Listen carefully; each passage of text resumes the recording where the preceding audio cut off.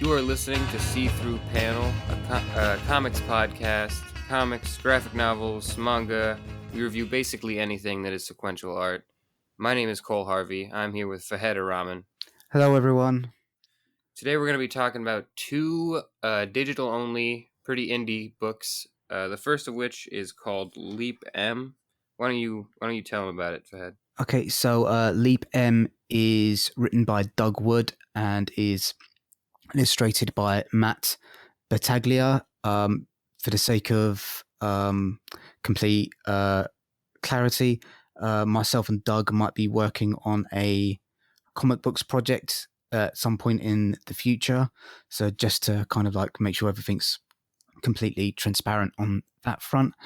So Leap M is about a man that is wrongly accused of a crime, and essentially he's seeking out vengeance. It's kind of got a sci-fi twist to it. So in the world of Leap M, people that have been convicted of crimes aren't sent to prison. They're put into this device which artificially ages them and kind of puts them through the prison experience. So it's kind of like that episode of Deep Space Nine where Miles O'Brien is kind of captured and he's kind of forced to go through this kind of brainwashing thing which makes him feel like he's lived in prison for like 30 years. So it's kind of a similar sort of concept to that, and it's kind of that kind of meets Demolition Man, and it will be available on Comixology on the 26th of August. Okay, so it's not out yet. It's not out yet. Aware of that. Yeah.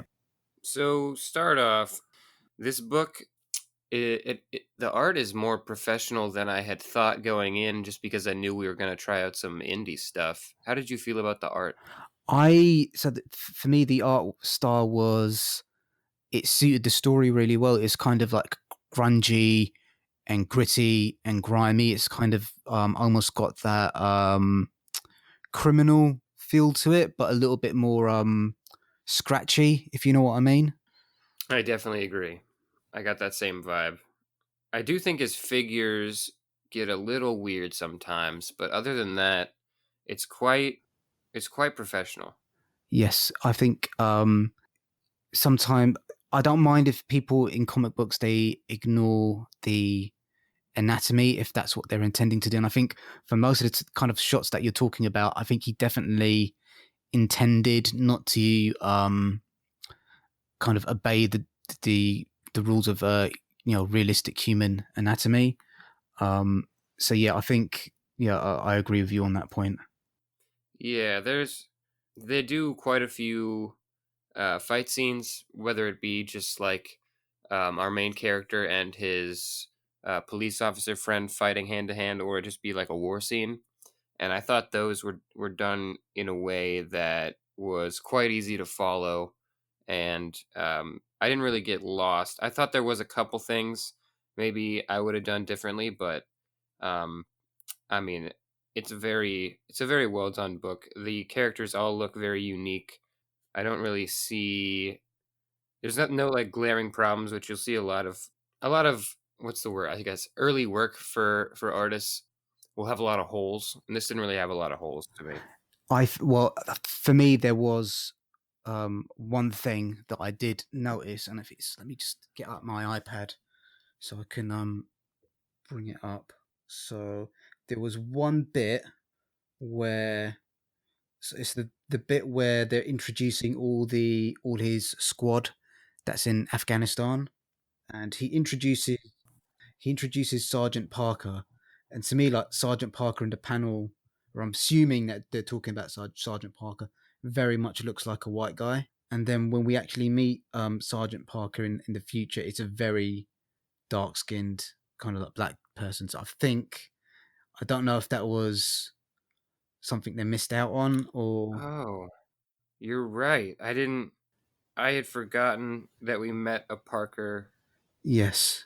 Yeah. In the flashback. He's very much a white guy in the flashback. Yes. So I mean, apart from that, all the art is, I think, kind of very well done. I kind of generally like the composition of the shot, the kind of the you know the explosion scene where someone's getting blown up. I think it's very well put together. Kind of the kind of scene where he's like you mentioned, where he's our main protagonist is fighting the police officer, and he's just old and broken down, and he just kind of gets brutally beaten down quite easily. Is also, I think, very well done.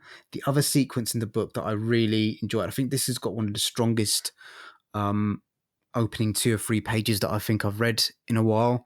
The entire setup of Wilbur waking up, and he doesn't really know where he is, and then kind of slowly opening the door and realizing that there's a dead body in there, and then him being arrested, is for me kind of really, really well put together.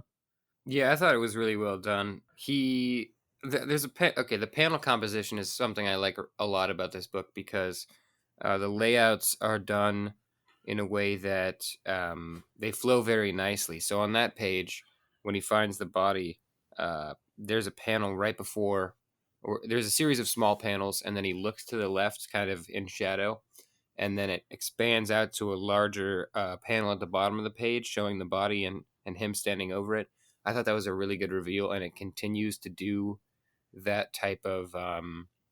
It's very thoughtful, um, and the action actually is done in a similar way, where it's specifically you can tell he's doing this on purpose, and he's just a smart creator, where he's purposely drawing your eye from panel to panel, and it works very well. So that's I think a very complimentary thing for the art because at times I feel like this is so scratchy and loose. It might be hard to follow if he wasn't specifically leading you through all these panels with a thread. So I really like that. Yes, I think I agree. I recently read Rusty Brown, Yeah. which is kind of like a and there's a section in that where I've been reading comic books and graphic novels for like 20 years. There were sections in that where I simply couldn't follow where he wanted me to, which panel was coming next. So it's not an easy thing to do, and it's he's um you know the flow of the pages is very, very accomplished, very accomplished. What did you feel about the kind of the dialogue and kind of the general kind of story? I thought it worked. I did. I think it's a little dark, but I mean, the world and the characters are a little dark, so you can't really fault it for being a bit grim.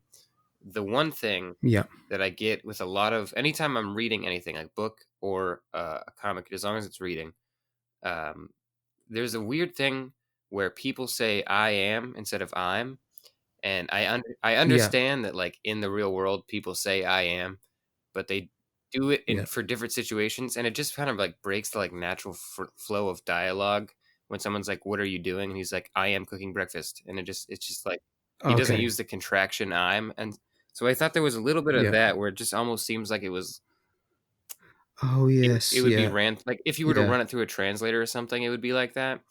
Just a little unnatural, but that's a very small criticism. I thought the dialogue was just fine, other than stuff like that. Yeah.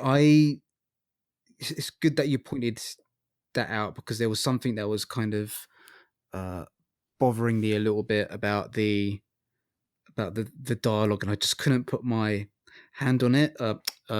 Yeah, my finger on it, and yeah, I think you've pointed that out quite well in terms of, there's I did feel occasionally it was sometimes a bit stilted, and it was a little bit perfunctory. I wish he'd put more, I don't know, flavor is the wrong word, but kind of more personality into each of the things. Kind of each, anytime someone's talking, it feels very much like an archetype of what that type of character would be saying in that moment, rather than kind of a genuine thing, if you see what I mean. Yeah, it can get a bit robotic, Yeah, yeah. a little bit rosy. In terms of the general plot, I really like kind of the general setup and what the idea of the story is. Um, if I've got one criticism of it, and this is just me kind of like seeing this premise and kind of as a writer myself, kind of like, well, what would I do with it, and kind of the story doing something different to what I would have done. So I don't know how valid a criticism it is. I wouldn't have turned this into a action comic. I would have maybe done something about, him trying to be reintegrated into society, and kind of maybe go more down like the Shawshank Redemption route of where, he's old and he's broken down, and even though it's not been that long, he can't really fit back into society and play around with that idea a bit more, rather than go down the very much kind of that B movie revenge plot thing that he's chosen to do. But that's just like my personal preference about that choice. Yeah, I think I tend to agree because although he does that revenge plot pretty well, you can't really get away from the feeling that it's a B movie plot because there's not a Yeah. bunch of layers to the story. There's a few layers and there's a couple themes that are pretty easy to pick up on, but it does feel like a B movie plot. I agree, but I think that the artist he's working with. Let me credit the artist real quick. I don't know if we even did that. It's Matt Battaglia. Yeah, so Matt Battaglia, he works decently with the conversational scenes, but the scenes I think where he shines the most are when a character is getting either very emotional or there's I guess not full on action, but some tense scenes because he's decent at switching up the perspective. A couple times throughout, he'll do the perspective almost like a worm's eye view where you're looking up and the Yeah. perspective of the person would be kind of stretched out so they appear super tall. He does that a couple times, and I think it works to kind of set the menacing tone. And there's one series of panels on it's page 20, but that might be a little different depending on what you're reading it on. But Yeah. where he says, "You left me for dead," and Yeah. I thought that was a very well done series of tiny panels, and the lettering uh, is better there than it is in the rest of the comic. I think it's either hand lettered Oh or it's a yes. different Yeah. font. Yeah, and Yeah. he also Yeah. does hand lettering for that explosion scene you mentioned earlier. And now I'm thinking, let this Yes. guy letter it if he is hand lettering it because it's really, really well done. Yeah. They kind of that bang bang bang bang bang Yeah, bang bang, and then the boom. Yeah. Yeah. It's really, it's really. Yeah. Hand lettering is. I think there's kind of a big debate. I don't know if it's a big debate, but there's a debate about whether or not you should hand letter, or whether or not you should kind of like leave it to digital lettering. And I can kind of see the kind of like advantages and disadvantages of both. If you're kind of doing digital lettering, like something that I certainly do is like when I'm writing my comics is I write dialogue and then I realize it's not going to fit on the page. And if you were kind of like hand lettering that, they'd be like, it's like, I've made a mistake here. yeah, When we're doing like digital lettering, it's a little bit easier to kind of like, certainly artists that I've worked with, kind of letterers that I've worked with, go, yeah, you're going to have to kind of edit this down, mate. It's not going to fit on the page. So yeah, I think there's advantages and disadvantages of both. So I really I thought this was good. I think it's, I'm not too sure how much it's going to be selling for, but in terms of if I'd picked this up in a comic book shop, I wouldn't be too disappointed. I'm not necessarily being nitpicky about it, but you know, it's a fine kind of like B movie, um, you know, crime, sci-fi crime thriller. So yeah, I quite I enjoyed it a fair bit. yeah. I think I mean, it's definitely a book from indie creators. It's not. I mean, they're clearly not. They haven't been working in this industry forever, but it's a very strong. It gives me hope, honestly, that we're going to see some new breakout people because it's a whole package. It's got pretty much all the things you need for like a tight story. It's 20 standard comic size, 21 pages, Yeah, it's quite, yeah, 24 yeah. maybe. That's the other thing. I wish it'd been maybe a little bit longer just to give the story time to breathe a little bit. But if you've got 20 pages to work with, and that's you've got to to fit the story in 20 pages. So yeah. Yeah. In terms of being a one-shot comic, it is truly just like a one-shot comic, which you don't often see. So that was nice. It's nice to just read something and you say that that was the entire story. So I Yeah, did enjoy it that. was. Yeah, yeah, I agree with that as Want well. to move on to Mythpocalypse? Yes. Yeah. Okay. So, Mythpocalypse, if I can pronounce that correctly, it's written by Thatcher E. Cleveland, and there are two stories in Mythpocalypse. So it's kind of like a anthology thing. It's two stories set in a post-apocalyptic landscape filled with creatures from myth and legend. The first stories is called Ghost Riders on the 405, with art by Alex Smith, and it's the tale of a man who returns after years away to face the headless rider he encountered in his youth. And then in Bulls on the Parade, Men on the Run, the art is by Claudio Munoz, and it's about two lovers who are captured by minotaurs, and they have to kind of they control the ruins of downtown Chicago, and they're forced to run through a maze that the minotaurs have created. It's lettered by April Brown, and the cover art is by Morrigan Corbell. So yeah, that's kind of the description of it. So Ghost Riders on the 405, it's kind of like a, the main character is basically kind of like a kung fu Clint Eastwood. They set up the main character to be such a badass in the first story that I didn't know it was going to be Yeah, like I knew it would be an anthology type deal, but I didn't know it'd be true anthology where he would just be gone by the end of the story because he yeah, seemed like a big protagonist type character. He was not. The shining thing on the first story for me is the art. Alex Smith is very good, I think. I don't know if you got the same impression. yeah. It's very very high level stuff. I think we both kind of enjoy black and white grayscale Yes. comics. He does this very well, and sometimes when you're reading a black and white comic, you kind of wish, I wish this was kind of like in color, but with this, it's just like, no, leave it in black and white. It's absolutely perfect the way uh, that it is. There's a funny story that I need to tell actually. So when I was doing the social media for this episode, I tagged in a comic book artist called Alex Smith, and it was the wrong Alex Smith. And then kind of the right Alex Smith kind of said, actually, no, that, I'm actually the one uh, illustrating this. So I had to untag and then retag and then all that sort of stuff. So yeah, he was very kind about it. So there's two artists called Alex Smith, and we must review a comic by the other Alex Smith at some point in the future to kind of make up for it. Definitely. So Definitely. yeah, yeah. So yeah, just to kind of like talk about the art, the all the characters.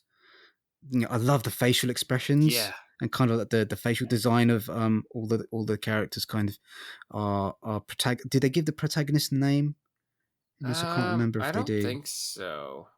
I don't think so. He might just be, yeah, so he's just kind of like, like I said, uh kung fu Clint Eastwood. He's got this bow staff that he comes into town with and beats up kind of the bike again. But again, going back to the facial expressions, kind of like the protagonist is kind of inscrutable and cool and calm under pressure. And the goons are kind of grimacing and frowning and kind of being very kind of intimidating. And I really enjoyed that. I really appreciated kind of that ability to kind of make clear that, and all the characters featured in this have got really, just clever use of eyebrows as well. I think in terms of just like small movements of the eyebrows to really get across what the characters are thinking and feeling.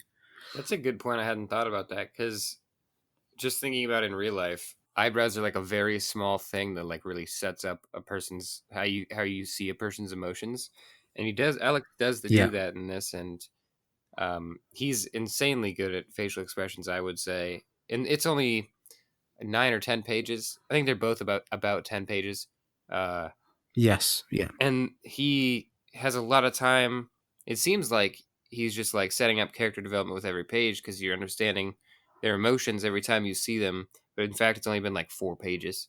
So that initial Yes. guard. Okay, there's a fight on page 2 of this story, and I just want to point out how this fight broke down because I think it's really impressive. So we have the two arguing in the top panel, and then it falls down diagonally to the right. Um, and then we get these three action panels kind of like set into the page.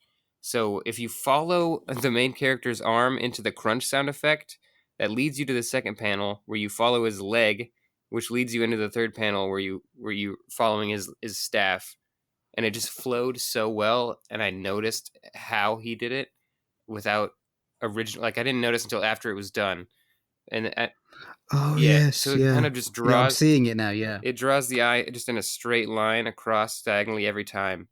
And I thought that worked super well. And if Alex does fight scenes like that normally, I just want to read his fight scenes. yeah, yeah. The thing I love about this page is kind of like just the final silhouette at the bottom of the page where he's just holding his bow staff, and then the other guys holding his gun at him, and I just that's such a cool little like image. If you saw that on like a poster or something, just that the silhouette image, you just yeah, that's kind of badass. It's really, yeah, because where else are you going to see a guy with a, looks like some type of AK-47 against a guy with a staff? And they're just, yeah, Yes, yeah, it's quite cool. yeah. So the he facial expressions are great. Like we've just talked about, the action is the amount of space that they've got for like 10 pages for each story. The amount of action he's able to pack in with the art is really really impressive. You've got to be really intelligent and think carefully about how you're using your panels. And yeah, just that action scene that we've just talked about um, is superbly done. Really. I think, yeah, I think it's also on, is it Thatcher Cleveland, the writer? Yeah. Uh, it's also on Yeah. him that we get so much packed into so little pages because the thing kind of compresses and decompresses at like a seemingly random, but it feels quite natural. And then you get these long moments, and you also get time jumps where you're able to see development of characters. That's especially true in the second, but in the first one, Yes. I do think it feels like more than 9 or 10 pages, which is a good thing because you want to get the most value out of those pages. Yeah, and it's kind of the perfect length of the story. I mean, you could easily have had this story expanded to 20, 30, 40 pages, and have a few more fight scenes in there, or a bit more background about the girl that follows him into the desert, kind of a bit more background about her. But it's just kind of like short and sweet and moorish, and yeah, it's really well done, really well done. I don't know if I have anything else to say on that one. Bulls on Parade. Balls on Parade, yes, let's get to that one. So this is, yeah, can we just one last thing on the Ghost Rider. I really like the image of our protagonist, kind of the final scene of our protagonist, and kind of this headless ghoul that's coming after him. I just think that's quite a cool design choice that they've made there. So yeah, let's move on to Bulls on Parade. So they're quite different art styles, aren't they? Wouldn't you say? Yeah, they are. It didn't jump out at me at first, but because on that first, I guess it's a cover, uh, or that first page of the second story, it looks pretty intricate, but I don't think that's indicative of the art style for the main story. So it does, yeah, it does Mm-hmm. change quite a bit. I still do quite like the art on this by Claudio Munaz. Yeah, Um, I do like it. I don't know if I like it as much as Alex Smith's stuff in that first one, but I think it's very functional. There's a lot of background detail, which is always nice. So you kind of like always know where you are in the setting, which is good. Gives you another layer to be kind of immersed into the story. How did you feel about the art? yeah. I quite liked. the art. I like the design of the minotaurs. I I also kind of his composition generally is very very good. Like you said, you kind of always know where you are geographically.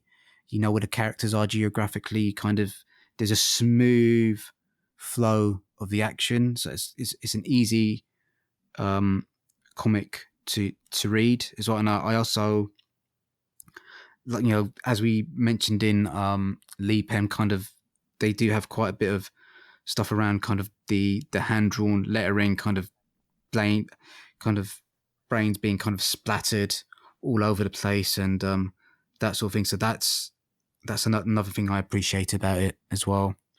Yeah, it gets quite violent. So basically, I don't really want to spoil the story because I want people to actually like buy this and support the creators.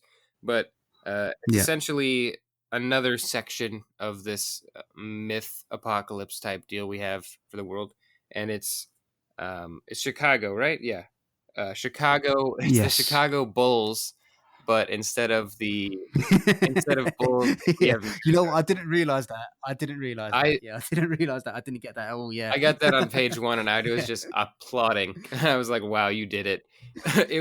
Yeah. So there's minotaurs that basically make humans run in this labyrinth, and there's a twist at the end, a pretty satisfying twist, I think. Um, the Yes. art conveyed it pretty well. There's a lot going on in some panels, and the panel borders are so thin that at times the eye can get kind of lost. I think it's a little jumbled sometimes just because there's so many of these tiny panels.